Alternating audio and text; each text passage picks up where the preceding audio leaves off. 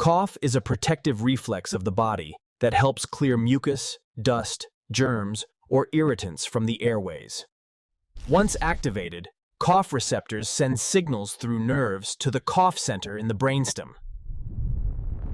Special nerve endings called cough receptors are present in the throat, trachea, and bronchi.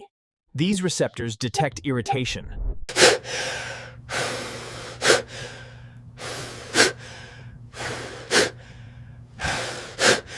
Cough occurs when the lining of the respiratory tract gets irritated due to infection, dust, smoke, allergy, or excess mucus. A sudden burst of air is released from the lungs, helping expel mucus, germs, or foreign particles from the airways.